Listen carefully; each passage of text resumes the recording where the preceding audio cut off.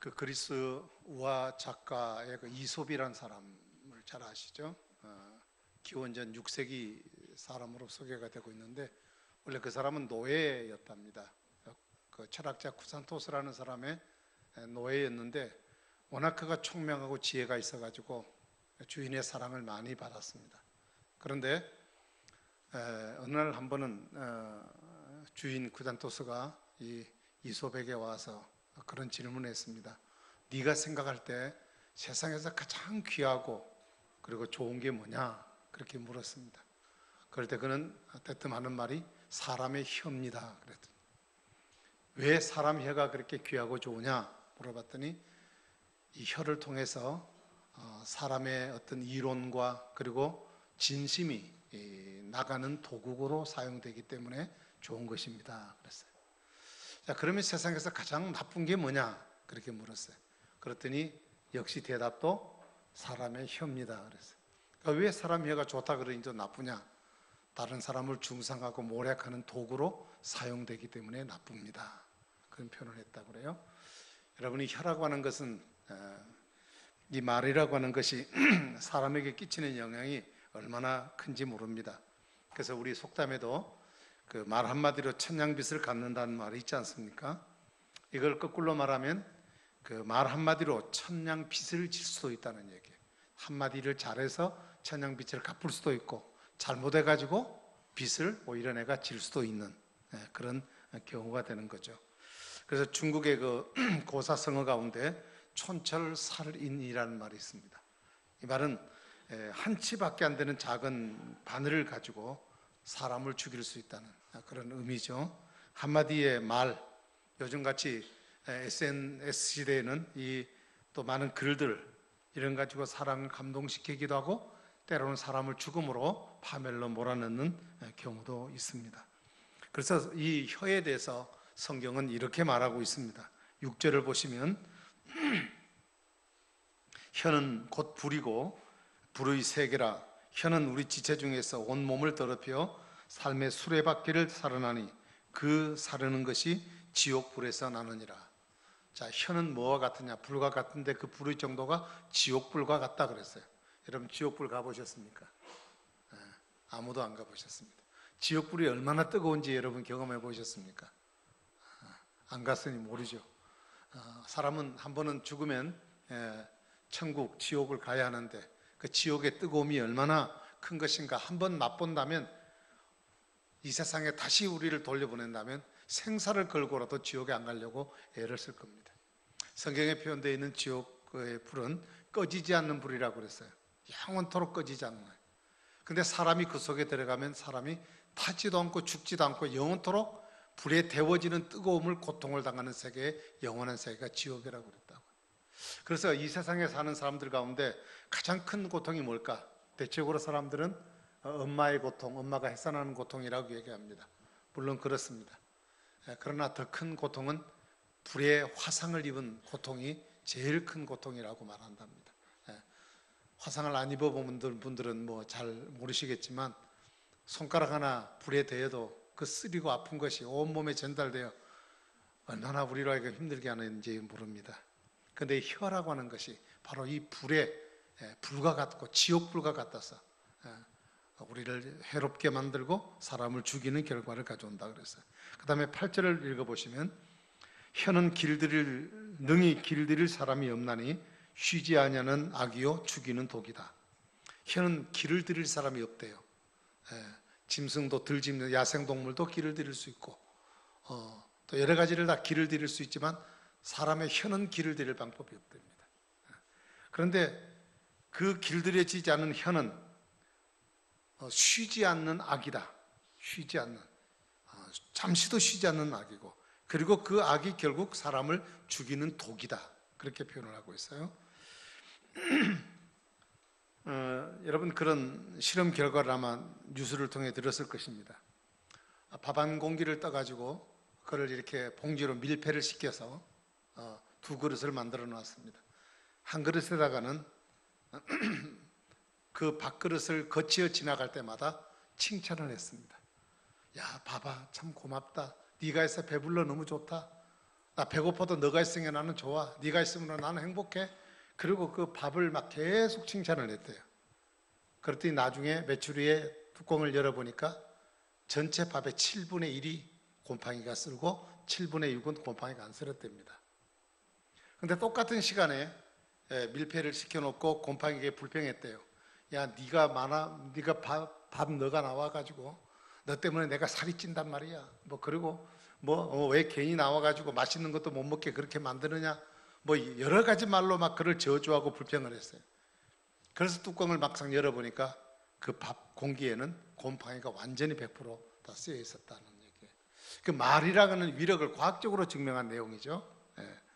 여러분, 내 입이, 내 혀가 이런 도구로 사용된다는 것, 여러분 끔찍하지 않으세요? 내 입안에 무서운 독이 나와서 누군가를 죽일 수 있고, 내 혀로 지옥불과 같은 일들이 일어날 수 있는 상태를 만들 수 있고, 그리고 내 혀 안에 수없는 악들이 쏟아져 나간다. 우리가 얼마나 이 말을 하면서 이 부분에 대해서 인정을 하고 인식을 하고 살아갈까? 내가 말하면서 이 말이 어떤 영향을 미칠까? 이걸 생각을 제대로 하면서 내가 오늘도 제대로 말을 했는가? 이런 생각을 우리가 하면서 얼마나 하루를 살아가는지 한번 돌아보기를 바라요. 우리는 수없는 날 동안 말을 많이 하고 삽니다. 말을 하고 내 마음속에 있는 것을 가지고 수없이 뱉고 살아요. 그런데 우리는 그 말에 대해서 얼마나 책임적인 마음을 가지고, 그리고 그 말이 어떤 결과를 가져올 것인지 생각을 해보았는지 한번 생각을 해볼 필요가 있습니다. 위클리프라고 하는 사람은 그런 얘기했습니다. 혀는 뼈가 없지만 그 혀로 뼈를 부셔버릴 수 있다, 이렇게 표현을 했어요. 그 파괴력을 말하죠. 말 한마디로 인해서 한 사람 인생이 세워지기도 하고 한 사람 인생이 파괴를 당하기도 한다는 얘기예요. 가정에 불화가 일어나고 어떤 사람들과의 심각한 어떤 관계 문제가 생기는 그 배경에는 언제나 부정적 대화가 동기가 되어 있는 것을 우리는 잘 알게 됩니다. 그 지하철 같은 데 가면 또 혹은 버스 가면 노인석, 노약자석이 있습니다.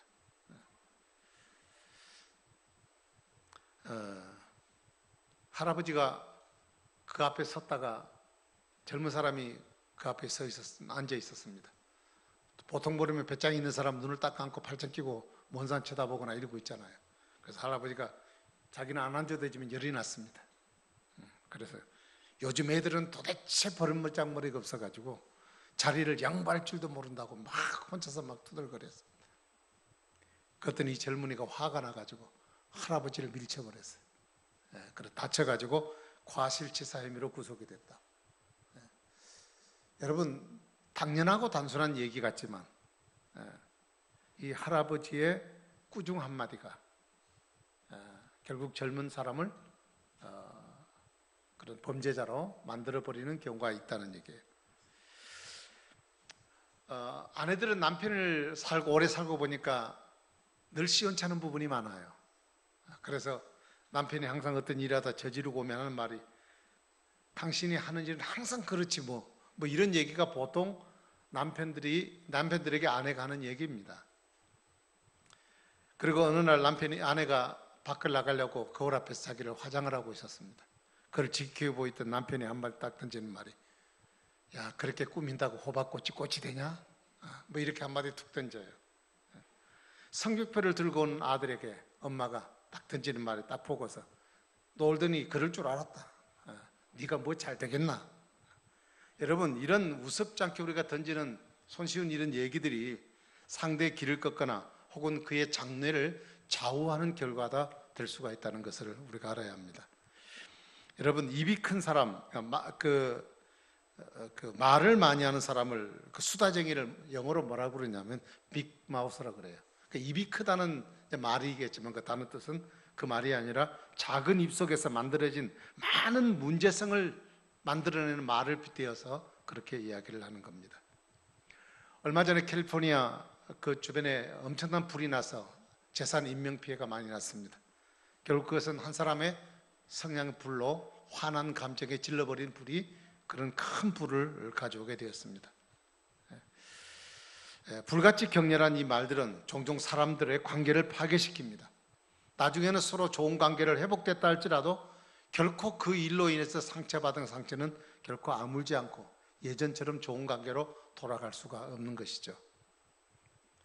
자, 그렇다면 어째서 혀는 이렇게 무서운 도구가 되는가?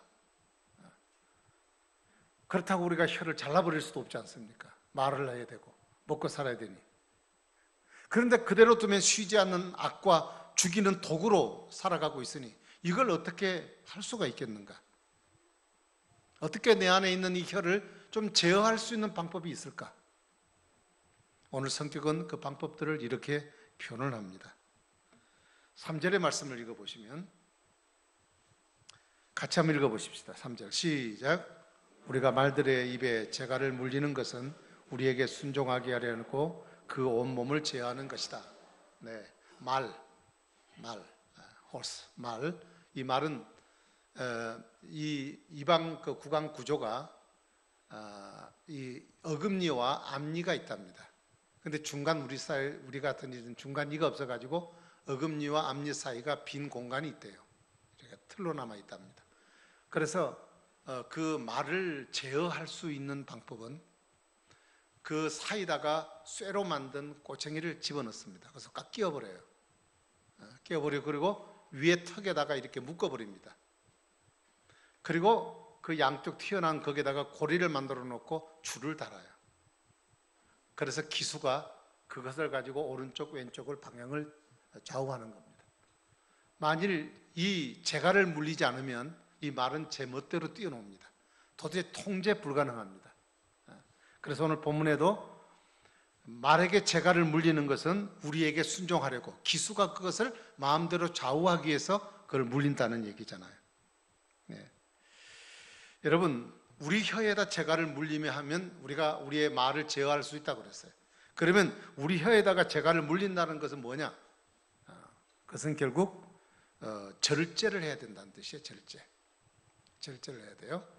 자, 절제를 해야 된다는 것은 뭘 얘기하느냐? 해야 할 말과 하지 말아야 할 말을 잘 구분해서 하는 것을 얘기합니다. 이건 상당히 기술이 필요합니다. 하루아침에 그냥 되는 게 아니에요. 말에다가 재갈을 물리면 말이 그것 때문에 얼마나 힘들고 귀찮겠습니까? 아프겠습니까? 그러나 그것이 숙달될 때까지 물려 있어야 되듯이 사람이 재갈을 물린 통제된 혀를 가지려면 할 말과 하지 말아야 될 것을 잘 구분하는 이 습관이 우리 몸에 배이지 않은 한 상당히 어렵다는 것을 먼저 전제로 말씀드리고 싶습니다. 그래서 9절 10절은 이렇게 말합니다. 이것으로 우리가 주 아버지를 찬송하고 이것으로 하나님의 형상대로 지음받은 사람을 저주한다. 이것은 뭐예요? 혀, 우리의 입, 우리의 말을 가지고 우리가 섬기는 하나님을 찬송하고 똑같이 이 입을 가지고 우리 하나님의 형상대로 만드는 사람을 저주를 한다. 여러분, 한 입에서 찬송과 저주가 나온다. 이게 있을 수 있는 일인가? 성경은 그럴 수 없다. 그렇게 말씀을 하는 거거든요. 그래서 우리가 입에다 재갈을 물리면 하나님을 찬송하는 일이 더 많아질 것이고 그리고 다른 사람을 저주하는 일들을 적게 하게 될 것이라는 얘기죠. 그래서 우리 입에 재갈을 물리지 않으면 결국 저주와 찬송이 겸해서 나올 수밖에 없는데 이건 도대체 있을 수 없는 문제임을 우리에게 설명하고 있습니다. 자, 그러면 어떻게 하면 우리가 절제된 말을 할 수 있을까? 자, 11절, 12절 말씀을 한번 같이 읽어보겠습니다. 자, 시작. 샘이 한 구멍으로 어찌 단물과 쓴물을 내겠느냐? 내 형제들아, 어찌 무화과나무가 감람 열매를 포도나무가 무화과를 맺겠느냐? 이와 같이 짠 물이 단물을 내지 못하느니라. 샘은 물이 나오는 곳이죠. 샘은 물이 나오는 것입니다. 샘은 물이 나오는 것인데 한 샘에서 단물과 쓴물은 나오지 않는다는 얘기. 단물만 나오든지 쓴물만 나온다는 얘기. 또 무화과나무가 있는데 어떻게 무화과나무에서 감람 열매를 구하겠는가? 포도나무에서 어떻게 무화과 열매를 기대하겠는가? 그렇지 않죠. 포도나무는 포도 열매를 맺고 감람나무는 감람 열매를 맺게 되어 있다는 것입니다. 그래서 이 일을 통해서 우리가 입에 재갈을 물려서 우리의 말보다는 결과를 먼저 보이는 신앙, 우리의 삶이 먼저 중요하다는 거예요. 말은 책임이잖아요. 말은 책임이 따르잖아요. 그러니까 우리가 말만 그냥 하기 쉽다고 내뱉어 버리지 말고 말에 따르는 결과를 먼저 보이는 행동이 우리에게 중요한 것을 우리에게 언급하고 있는 내용입니다. 그래서 그 사람의 말이라고 하는 것은 그 마음의 표현입니다. 그 마음에 무엇이 담겨 있는가, 그것은 그 사람의 말을 통해서 나타나고 그것이 곧 인격으로 표현되어지는 것입니다. 악한 것을 담고 있으면 당연히 악한 말이 나올 것이고 좋은 것을 품고 있으면 좋은 말이 나옵니다. 그래서 그 사람과 한 5분, 10분만 대화하고 보면 그 사람이 어떤 사람인지를 우리는 대충 그 속을 들여다볼 수가 있는 것입니다. 여러분, 그렇다면 우리는 어떤 종류의 말을 합니까? 이해하고 그리고 관용하고 정직한 말을 합니까? 아니면 공격적이고 그리고 비판적인 말을 여러분 자주 하십니까? 자, 우리 안에 누가 계시죠? 그리스도가 계십니다. 자, 우리의 삶이 성령에 의해서 다스려지고 우리를 다스리는 성령에 따라서 우리가 살아가게 되면, 순종하게 되면 우리의 신앙의 인격이 성숙하고 우리의 생활은, 우리의 언어 생활은 선한 열매를 맺게 되는 삶을 사는 것이 당연한 일입니다. 그럼에도 불구하고 우리가 이런 하나님을 모시고 주님 안에 살아가는 사람에도 불구하고 우리의 말들이 얼마나 거칠고 상처를 주는 말들을 쏟아놓고 있는지 우리 자신을 돌아봐야 하리라 생각을 합니다. 그래서 1절은 이렇게 우리에게 경고를 합니다. 내 형제들아, 저희는 선생된 우리가 더 큰 심판을 받을 줄 알고 선생이 많이 되지 말라. 선생은 어떤 사람이죠? 자기는 하지 않고 다른 사람에게 하라 하는 얘기를 하는 사람이라는 얘기죠. 내가 하든 안 하든 그건 내 책임이고 다른 사람에게 자꾸 하라고 하는 얘기를 하는 사람이 선생이에요. 우리 학교 선생님뿐 아니라 여긴 목사도 마찬가지고 또 어느 공동체 안에서 남을 지도하는 사람도 마찬가지입니다. 하는 사람이에요. 그러다 보니까 나는 책임 없는 말을 그냥 할 수 있어요. 근데 말에 대한 책임을 져야 된다고. 근데 그 말은, 내가 한 말은 어떻게 되느냐? 나중에 하나님 앞에 심판을 받는다 그랬어요. 너는 이 말 해놓고 너는 왜 이렇게 안 살았느냐? 너는 이게 좋다며, 근데 너는 왜 안 했느냐? 하고 주님이 그 말에 대한 심판을 하게 될 것이라는 얘기죠. 그러니까 선생이 많이 되지 말라. 그 무슨 얘기예요? 말만 많이 하는 사람이 되지 말아라. 말보다 더 행동이 중요한 것이지 말을 너무 많이 하려고 하지 말아라 하는 얘기로 우리에게 경고를 하고 있는 내용입니다. 여러분, 저나 여러분이나 말의 실수가 많습니다. 사실 오늘 교회 안에도 말의 실수 때문에 교회를 떠나는 젊은이들이 많습니다. 교회 안에 요즘에 결혼을 늦게 해가지고 정년기를 놓쳐버린 사람들이 많습니다. 우리는 염려스러워서 왜 결혼하지 않냐, 애인 없냐 그렇게 물어보겠지만 그것을 받는 사람 입장에서는 굉장히 아픈 일입니다. 결혼 안 하고 싶어 하는 것은 아니잖아요. 마땅한 사람이 없고 그냥 대충 결혼할 수는 없잖아요. 평생 같이 살아야 될 사람인데 어떻게 심사숙고안 할 수 있어요. 그러다 보니 남보다 늦어질 수도 있어요. 또 나름대로 내가 돈 조금 좀 더 여유가 있어 결혼하겠다는 자기 계획도 있다고요. 근데 그 속을 이해하지 못하고 우리가 함부로 내뱉는 말이 그로 하여금 교회에서 밖으로 내몰아치는 결과를 가져올 수도 있어요. 또 공부하는 학생들에게도 그럽니다. 걔들에는 공부가 주눅이 들어 있습니다. 그런데 자꾸 그런 것을 물어보고 뭐 성적을 물어보고 됐냐 안 됐냐 물어보면 나는 염려스러워서 정말 관심 가지려고 하는 얘기지만 상대를 생각하지 못하고 하는 얘기들이 그에게 또 아픔을 주어서 문제가 많이 됩니다. 그래서 우리는 이 언어 생활을 참 조심해야 됩니다. 그런데 문제는 뭐냐면 대부분 사람들이 상대방에게 그런 말을 해놓고 나 자신이 어떤 말을 했는지 그리고 이 말 때문에 얼마나 힘들어할지를 생각을 못하고 사는 것, 이것이 가장 큰 문제라는 겁니다.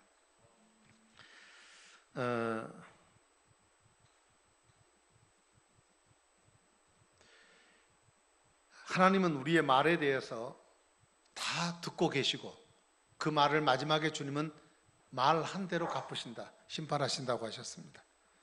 우리의 내뱉는 말은 절대 없어지지 않습니다. 내가 내뱉는 말은 반드시 어떤 상대에게 가서 그 말이 좋은 역할을 하든지 나쁜 역할을 하든지 항상 그 역할을 하고 말은 지나가기 때문에 절대 말은 없어지지 않습니다. 그래서 우리의 언어의 생활을 좀 조심해야 됩니다. 그래서 저는 오늘 설교 제목을 말의 실수를 좀 줄이십시오 라고 얘기를 했습니다. 원래 설교 제목을 잡을 때는 이 부정적인 얘기보다는 적극적인 설교를 얘기합니다. 우리가 좋은 말을 씁시다 이렇게 해야 되는데 저는 좀 반대로 말의 실수를 줄입시다 라는 말을 여러분에게 드림으로 좀 우리가 말에 대해 좀 조심해야 될 필요가 있겠구나라는 생각을 여러분에게 갖고 싶어 하게 하려고 이런 말씀을 드립니다. 자, 그런 말의 실수를 줄이려면 어떻게 해야 될까? 한 두세 가지 정도가 있습니다. 첫째는 될 수 있으면 말을 좀 적게 하자. 그게 보편적인 얘기입니다. 왜냐하면 야고보 1장 19절에 보면 사람마다 듣기는 속히 하고 말하기는 더디하라 이렇게 했거든요. 하나님이 사람 만들 때 귀를 2개 만들었고 코는 하나가 만들었어요. 물론 죄송합니다. 입은 하나를 만드셨어요. 입은 하나 만들었어요. 이제 사람마다 해석하기 나름이겠지만 우리가 말이라고 하는 의미로 생각해 볼 때 왜 귀가 2개일까? 듣는 것은 많이 들어라.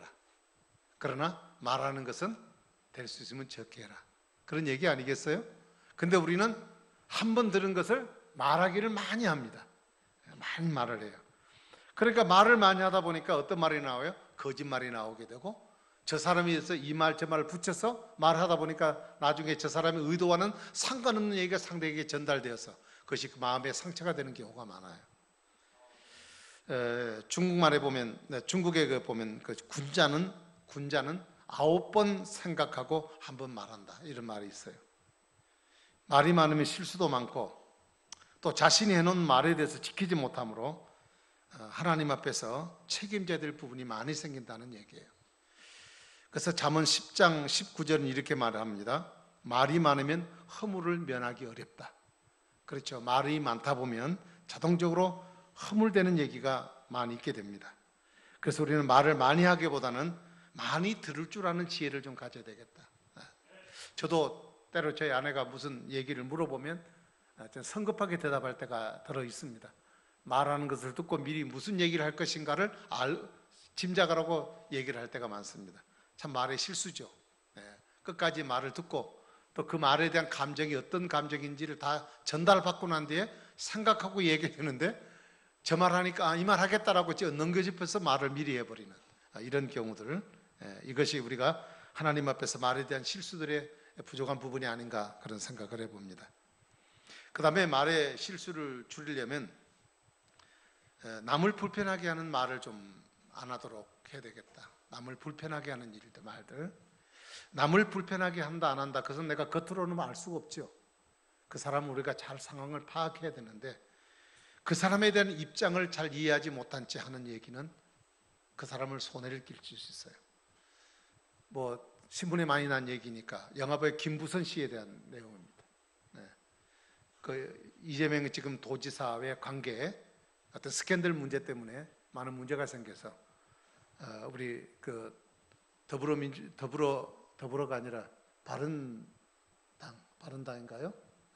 그 김영환 씨가 이제 그 도지사 나와서 선거 운동을 하다가 이제 서로 비판하는 과정에서 그 얘기가 나왔어요. 그래서 이제 김부선 씨가 이제 또 이재명 씨 관계가 이렇게 뚝 드러난 거죠.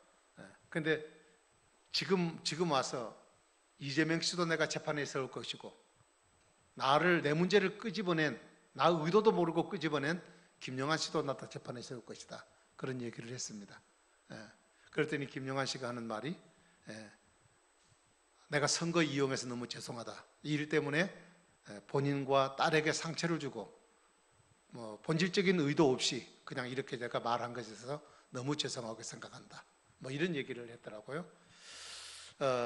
그러니까 무슨 여러 가지 이유를 다 빼고 그 김부선이라는 한 여인, 그 여인이 이 어떤 사람과의 관계 문제에 대한 어떤 여러 가지 많은 상황들이 있을 텐데 그것을 내가 파악하고 이해하지 못한 채 그냥 내가 툭 던져버린 그 말 한마디가 잠자고 있던 또 수면 속에 가라앉아 있던 아픈 상처들을 다시 끄집어내서 그 사람의 인생에 어떤 역할을 제대로 해낼 수 없는 그것이 딸에게까지 문제가 미쳐져서 딸의 앞날까지도 염려스럽게 만드는 결과들이 될 수 있어요.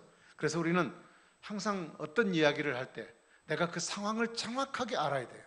그 말만 붙잡고 꼬리 잡고 얘기하지 말고 그 사람이 왜 그랬는지를 우리가 상황을 파악하지 않은 한에는 절대 말을 함부로 해서는 안 된다는 것을 우리가 좀 조심해야 될 필요가 있습니다. 그래서 우리가 상대방 입장을 생각을 해야 되죠. 입장을 같이 생각해야 합니다. 자, 우리가 결국 그렇게 말하려면 어떻게 해야 되느냐? 좀 기도하면서 깊이 생각한 후에 말하자. 심사숙고. 자, 마태복음 1장 18절에 보면 요셉이 나옵니다. 요셉은 예수님의 육신적인 아버지로 등장합니다. 근데 그 요셉에 대해서 마태복음 1장 18절에 뭐라고 했냐면 그를 의인이라고 했어요. 의인. 요셉이 의인인 이유는 뭘까? 자, 요셉이 마리아와 정혼을 했습니다. 우리말 하면 약혼을 했습니다. 그래서 결혼을 이제 앞두고 있는 경우입니다. 그런데 알 수 없는 이유로 인해서 이 여인이 임신을 해버렸습니다. 자, 이 사실을 들은 요셉은 충격이었을 겁니다. 도대체 내가 알지 못하는 남자가 있었단 말이냐? 이게 무슨 얘기냐? 근데 요셉은 그 말을 듣고 깊이 생각하고 기도했습니다. 그리고 그거를 누구에게도 말하지 않았습니다. 자기만 안고 있는 비밀로 생각했습니다.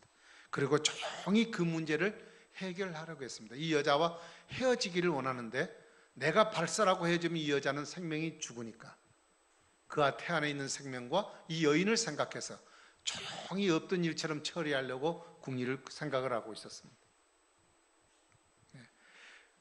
여러분, 이 요셉이 왜 이 얘기를 듣고 배신감을 느꼈을 텐데 왜 이랬을까요? 그에게는 마리아에게 약혼한 자기에게 말 못할 사정이 있으리라고 생각을 한 거예요. 나에게는 말을 못하지만 그만이 안고 있는 문제가 있을 거고 뭔가 사정이 있을 거라 생각했어요. 그래서 이것을 차분하게 해결하려고 그랬어요. 그럴 때 하나님께서 그에게 가르쳐 주셔요. 무엇 때문에 너 아내 될 여자가 잉태를 하게 되었는지 그 이유를 주님이 얘기를 해 주십니다. 여러분, 충격적인 소식을 듣고도 말하지 않은 그 한 가지, 이것이 바로 그를 의인 요셉으로 만들었다는 얘기잖아요. 자, 이와 반대되는 사건이 성경에 하나 있습니다. 다윗이 사울 왕을 피해서 도망을 다니면서 많은 어려움을 당했습니다. 한 번은 사울을 피해서 아히멜렉이라고 하는 제사장이 사는 집으로 들어갔습니다. 군사들과 함께. 너무 배가 고파서 성전에 있는 진설병에 그 떡을 좀 달라고. 그래서 그 줄 수 없는 문제이지만 다윗이기 때문에 아히멜렉이 떡을 주고 그리고 적군을 자기를 쫓아오는 사울 왕과 대적하기 위해서 칼을 한 자루씩 줍니다. 그런데 이 사실을 도액이라는 사람이 지켜보았습니다. 그래서 이 사실을 누구에게 말했느냐? 사울에게 가서 고자질을 했습니다. 사울이 화가 났어요. 세상에 어떻게 나의 원수된 다윗을 살려주려고 아히멜렉이라는 제사장이 그럴 수 있느냐? 그래가지고 그날 당장 군사를 풀어서 아히멜렉과 그의 집안에 있는 85명의 가족들을 몰살을 시켜버립니다. 여러분, 물론 사울이 나쁘지만 그를 죽도록 고자질한 것은 도액이었습니다. 도액의 입장에서는 그럴 거예요. 나는 조용히 말 한마디 했을 뿐인데 뭐 그게 뭐 대단한 것이냐 라고 말할지 모르겠지만 그 한마디의 고자질이 일족을 멸해버리는 결과를 가져왔다는 얘기예요. 여러분, 말이 얼마나 무서운 일인지를 생각하고 우리가 깊이 생각해야 할 필요가 있습니다. 그 데이라는 사람이 새 황금문이라는 책을 썼습니다. 거기에 그 언어 생활에 대한 충고를 이렇게 얘기를 했어요. 사람은 말하기 전에 세 가지 문을 통과해야 된다 그랬어요. 다른 사람에게 말을 할 때 첫 번째는 그것이 참말이냐라는 문을 통과해야 되고, 그 다음에 두 번째로는 그것이 진짜 필요한 것이냐라는 것을 통과해야 되고, 그 다음에 세 번째로는 그것이 다른 사람의 듣는 사람에게 덕을 끼치는 친절한 말이냐. 이 세 가지 문을 통과해서 통과될 수 있는 말이라면 결과 상관없이 말해도 괜찮다. 뭐 이렇게 얘기를 했습니다.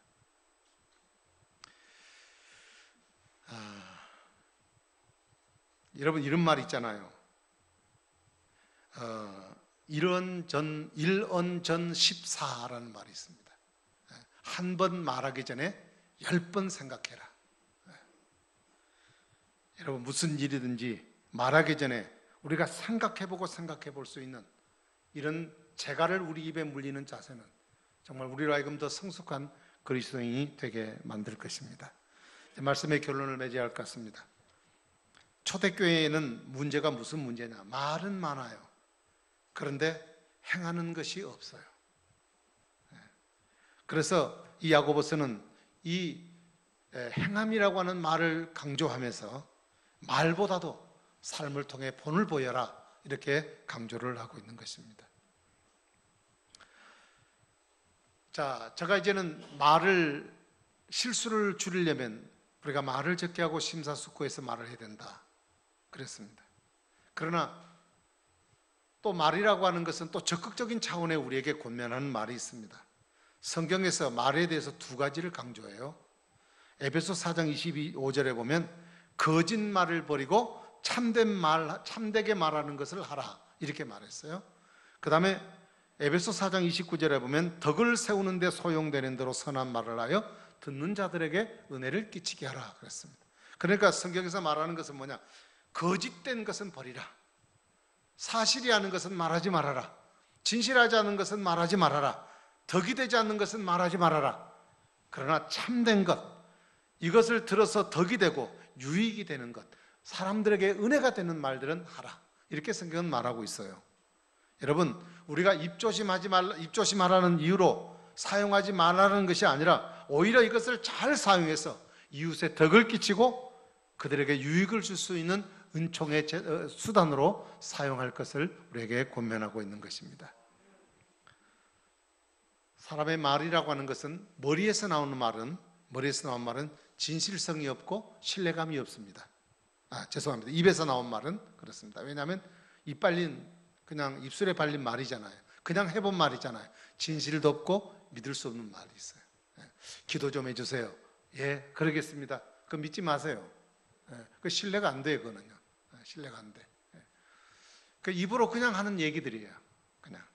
그 다음에 머리로 생각하는 말이 있습니다. 이거는 뭐냐? 내가 말은 하긴 하되 내게 유익될 것인가를 먼저 계산하고 하는 말이에요. 머리로 하는 말은. 이 두 가지 말은 아무런 감동을 주지 않습니다.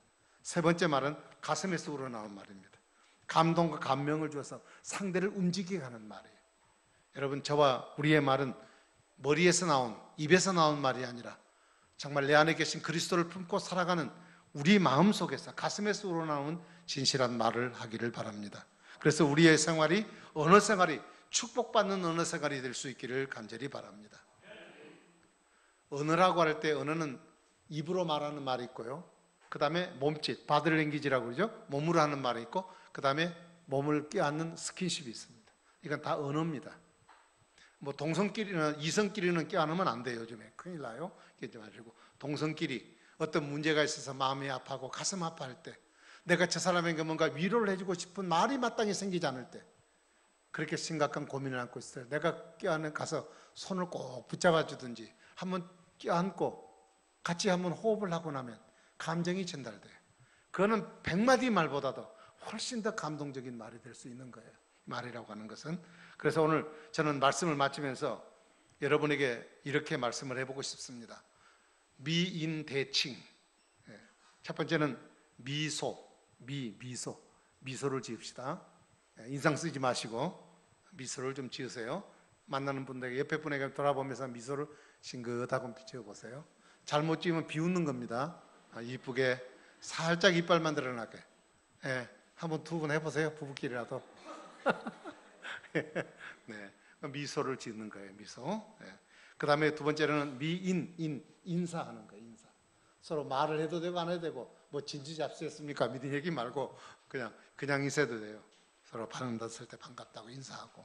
그 다음에 세 번째, 대화하는 것입니다. 대화. 말을 적게 하라니까 대화를 안 해버리는 게 아니라, 우리 그리스도인의 대화의 중심은 누구죠? 그리스도가 중심입니다. 예수로 인한 삶, 그분으로 인한 하나님의 축복들을 서로 만나 서로 대화하는 일들을 많이 하십시오. 그 다음에 대칭, 네 번째는 칭찬입니다. 칭찬. 저도 조금 안 좋은 습관이 있어요. 사람을 볼 때 꼭 안 좋은 것만 골라서 꼭 집어 얘기하는 사람이 있습니다. 오늘 어떻게 되게 말랐네, 뭐 이런다든지, 오늘 화장빨이 안 봤나 봐, 오늘 입고 온 옷이 조금 큰 것 같아. 자기는 관심이지만 전혀 그는 안 맞는 말입니다.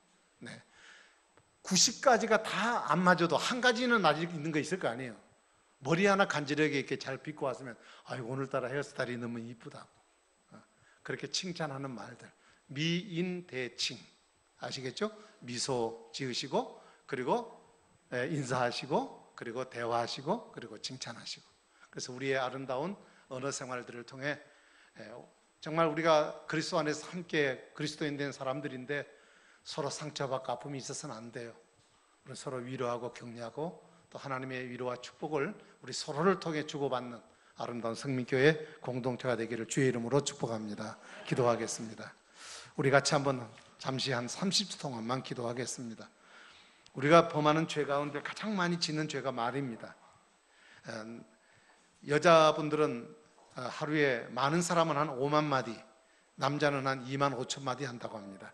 그 수많은 말 가운데 우리가 얼마나 실수하는 말들이 많은지 몰라요.